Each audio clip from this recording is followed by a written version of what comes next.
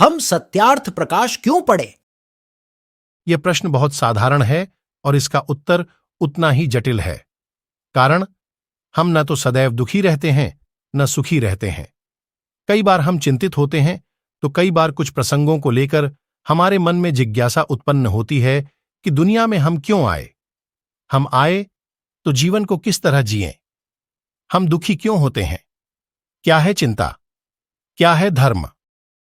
क्या है पूजा उपासना के अर्थ, आखिर वो भगवान कैसा है जिसकी सब पूजा करते हैं।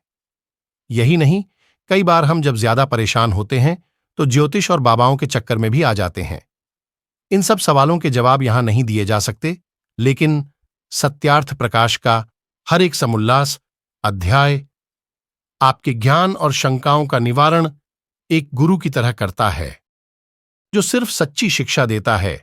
माना कि आज का जीवन आधुनिक है, हम भौतिक युग में जी रहे हैं, हमारे हाथों में कंप्यूटर है, महंगे फोन हैं, हम आधुनिकता की बातें करते हैं, लेकिन जब हम किसी आर्थिक, सामाजिक या पारिवारिक परेशानी में आते हैं, तब हम हजारों साल पुराने अंधविश्वास में जाने अनजाने में फंस जाते हैं।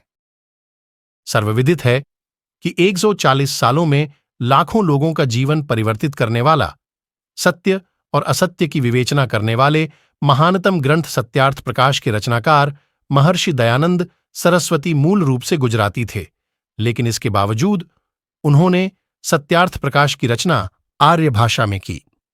हो सकता है जब आप इसे पढ़ना शुरू करें तो इसकी भाषा आपको मुश्किल लगे, किंतु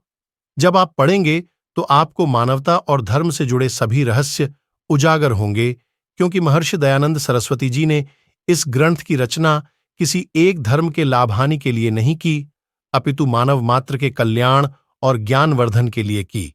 ताकि हम निष्पक्ष होकर सत्य और असत्य का अंतर जान सकें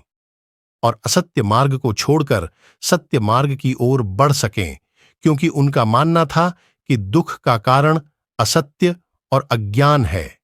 अतः सुख की प्राप्ति के लिए सत्य मार्ग को जानने का प्रयत्न प्रत्येक मनुष्य को करना चाहिए।